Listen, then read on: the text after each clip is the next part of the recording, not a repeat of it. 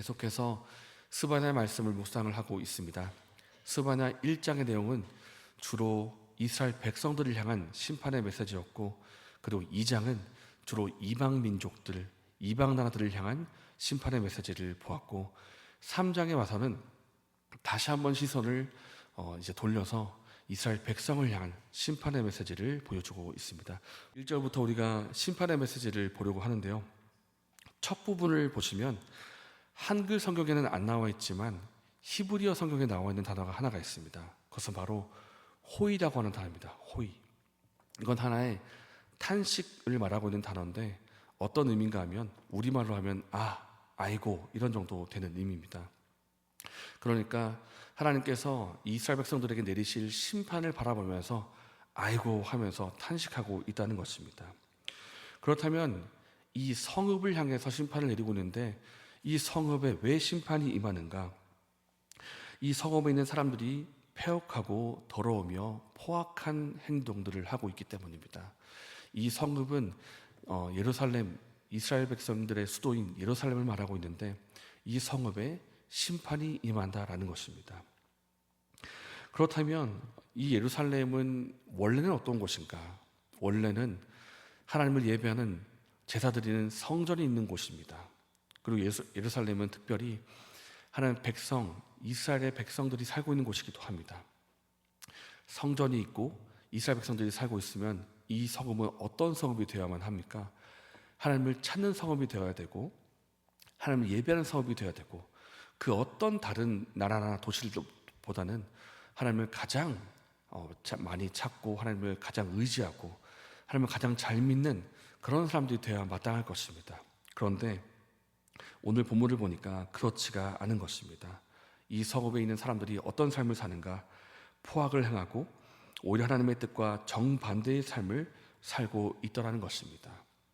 그렇기 때문에 하나님께서 결국 하나님의 심판이 임할 것을 말씀하시는데, 이것을 보면서 아이고 하면서 탄식을 하고 있습니다. 무슨 일이 벌어지고 있는가? 3절 말씀 보니까 방백들이 사자처럼 부르짖는다 이렇게 말하고 있습니다. 여기서 방백들은 지도자들을 말하고 있는데, 특별히 정치 지도자 그리고 군사 지도자를 말하고 있습니다. 정치 권력을 가지고 있는 사람들, 군사력적인 힘을 가지고 있는 이 사람들이 그 가진 힘을 가지고 약자를 보호하거나 도와주기는커녕 그것을 가지고 포악한 행동을 하고 있는 것입니다. 힘을 휘두르고 약한 자를 짓밟고 하면서 자신의 탐욕과 이익을 위해서 착취하고 빼앗고 다른 사람들을 억울하게 만드는 일들을 행하고 있더라는 것입니다. 그래서 이 착취하는 모습들을 가지고 방백들이 사자처럼 부르짖는다 이렇게 말을 하고 있습니다. 그리고 이어서 보면 재판장들이 나옵니다. 재판장들이 누굽니까? 법을 맡은 자들이고 법을 가지고 공정하게 재판해야 되는 사람들입니다.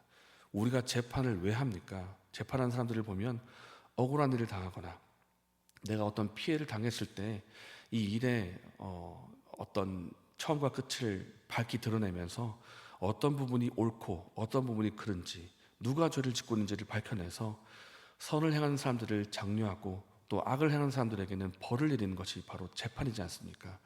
그런데 이 재판장의 재판이 그렇지가 않은 것입니다. 이 스바냐서에 나오는 재판장이 얼마나 포악하고 탐욕스러운지 오늘 본문을 보니까 이튿날, 그러니까 다음 날까지 남겨두지 않는, 음식물을 남겨두지 않은 이리 같다 이렇게 말을 하고 있습니다. 사냥감을 이리가 개걸스럽게 막 뜯어먹듯이 그렇게 빼앗고 착취하는데 완전히 먹어치워가지고 다음 날에는 남은 것이 없을 정도로 그렇게 착취를 하고 있다. 그런 모습을 가지고 이리 같다 이렇게 표현을 하고 있습니다.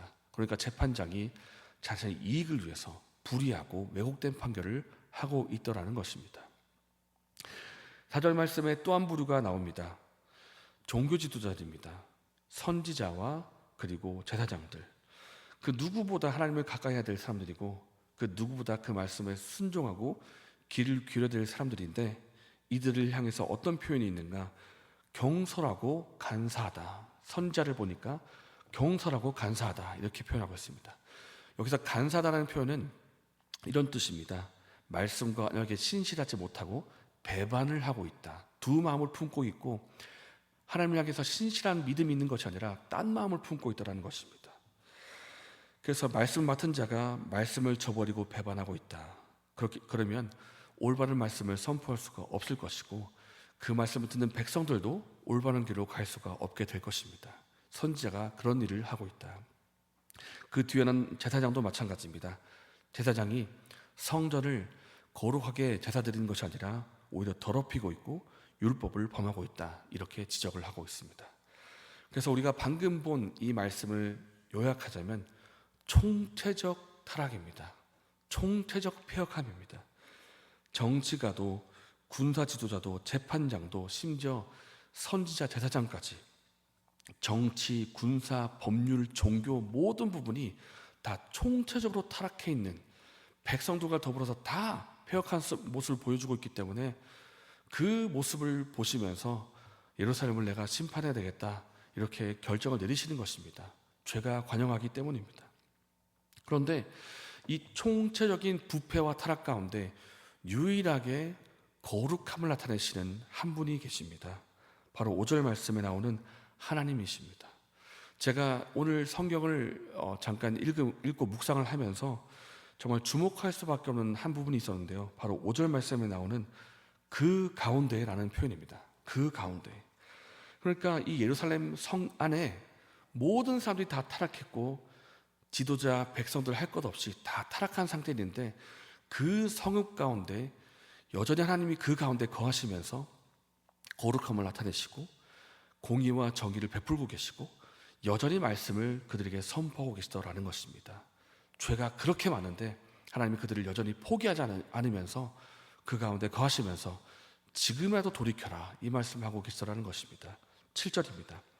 지금이라도 돌아와라. 너희는 오직 나를 경외하고 교훈을 받으라. 내가 비록 형벌을 내리기로 정하기는 했지만 너희가 돌아만 온다면 너희 거처가 끊어지지 않을 것이다 라고 회복의 메시지를 주셨습니다. 그렇게 주셨는데 결국 백성들이 어떻게 합니까? 7절 뒷부분에 그들이 돌아왔습니까? 끝내 돌아가지 않습니다. 그렇기 때문에 그 뒷부분을 보면 내가 재앙을 내리기로 결정을 내린 것을 이제 시행하겠다 그렇게 말씀하시는 보게 되는데요. 저는 오늘 말씀을 보면서 이 말씀이 저 여러분을 향한 경고이기도 하고 또 우리나라를 향한 경고이기도 하겠다는 생각이 듭니다. 여러분 뉴스를 한번 보십시오. 정치 이야기 나오고 군사 이야기 나오고 종교 이야기 나오고 법률 이야기 나옵니다. 꼭 우리나라 말하는 것 같지 않습니까? 어딘가가 공의롭지 못하고 정의롭지 못하다 뉴스가 그렇게 지적을 하고 있고요. 어딘가에 문제가 있다고 계속해서 말을 하고 있습니다. 그들 때문에 힘없는 백성들이 억울한 일을 당하고 있고 피해를 당하고 있다. 그렇게 뉴스에서 말을 하고 있습니다. 꼭 이 말씀이 우리를 향한 경고의 말씀이 아닌가 그런 경각심이 드는 것입니다. 어떻게 되겠습니까? 하나님께서 아직 우리 가운데 거하실 때 하나님께서 아직 그 가운데 계시면서 경고의 말씀을 주고 계실 때 우리가 그 경고를 듣고 회개하고 돌이켜야 되겠습니다. 내가 형벌을 내리기로 했지만 지금이라도 돌아와라.